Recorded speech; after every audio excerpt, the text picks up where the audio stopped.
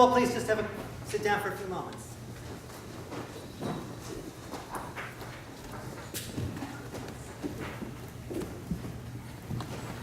I am not going to talk about healing. I'm not even going to talk about the reality of death or the other obvious themes. Hopefully I'm going to take you somewhere you may not have considered before. But I need a show of hands. Okay. First I need a friend. I know you're my friend. Is it fair to say that in your personal lives, among the qualities you look for in a friend, is a person who will accept you as you are, not as they may have preconceived notions of what you should be?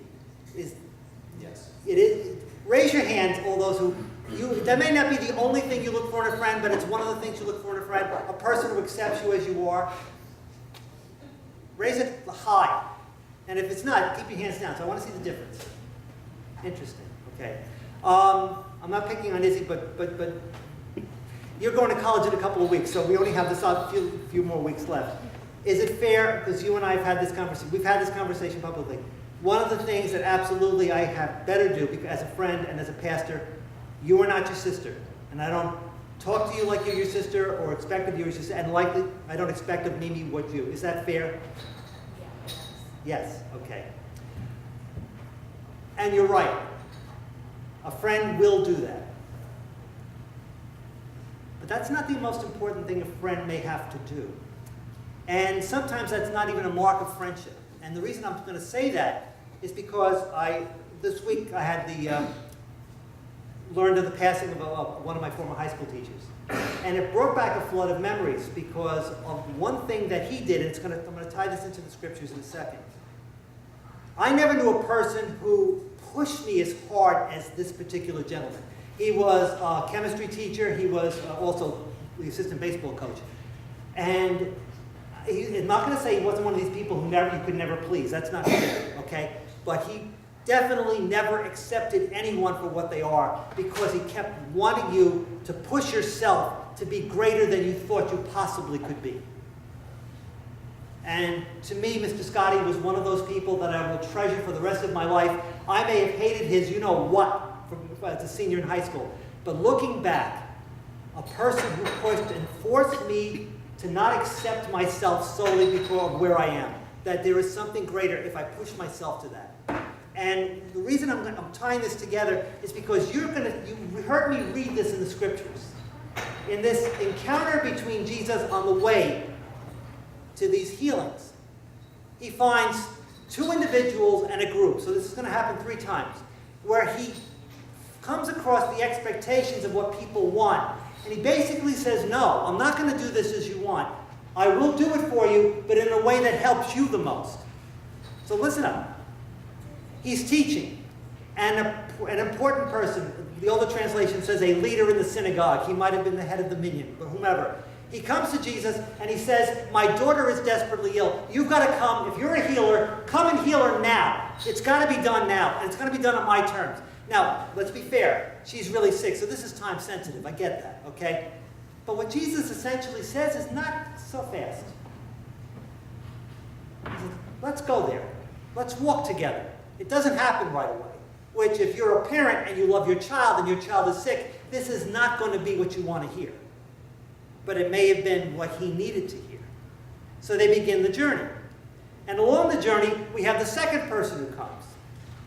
And Mark is the only one who tells us this happens along the way. Matthew and Luke kind of throw this story out, but they don't think she's important enough, and they don't get the point. It's because she's not important enough that makes her important. Okay? This seemingly unimportant person that Mark is very glad to say, which Luke would never say, she'd gone to doctors for her whole life, and she's been sick for 12 years, and not one doctor could do anything for her. All they did was take her money. And she says to herself, I want him to heal me. I know he can do it. I really believe, but I don't want any publicity. I don't want people to know what's going on. I'm embarrassed by what I suffer. Remember, if she's suffering a hemorrhage, the flow of blood, Book of Leviticus, that religious culture, she is ritually unclean. She is not permitted to worship with others. On top of being embarrassed. And she says, if I could just quietly sneak around the back, and what she probably touched was the talit, the tassels of the prayer shawl. Just reach for it, just ever so gently. It's kind of like, this is a priest joke, so if you don't get it, I understand, but it's a joke. It's kind of in church. When people come in, the ones who come in want to make sure they can come in nice and quietly so they don't have to listen to the sermon, so they come in for the second half. Okay? And yes, there are people who do that. And yes, I do see them. And I know where they live. But that being said, and Jesus doesn't accept her for where she is. He calls her forward, not to embarrass her, but he calls her forward to teach her and to teach the others around. And he said, why did you do it? And she says, well, I knew you could, but I didn't want to be noticed. I'm not that important. He says, it's not about me. Your faith made you well. You committed yourself. You knew that God's power worked through me. You believed and you acted and you did it. And even though you'd rather do it quietly and anonymously, we're not going to do that. Because you needed to see this and hear this. And when they get to the house, there are people outside already crying. In that culture, it was accepted, it was expected that not only would family members be showing the obvious grief of the death of a child, but there would be what were called professional mourners. People who came, who sat with you and cried with you and spent time with you. Let's not make fun, okay? They were doing a service. And Jesus says to them, I'm going to take you beyond what you expect. Death is powerful, and death is sad, and death is inevitable, but death doesn't ultimately win. You've got to believe me. And they laugh at him. Because he's got to pull them away from their preconceptions over the reality of death.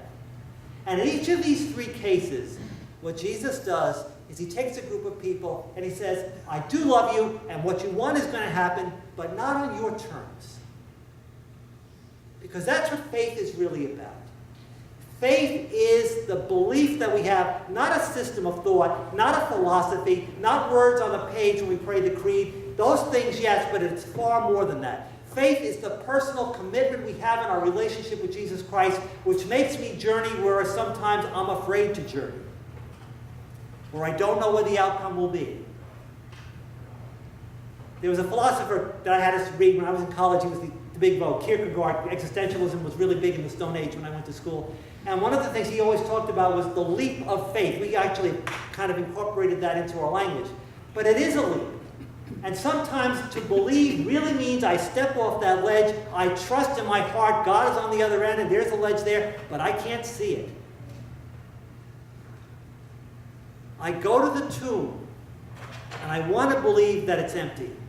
But until I walk to it, I don't know the resurrection experience.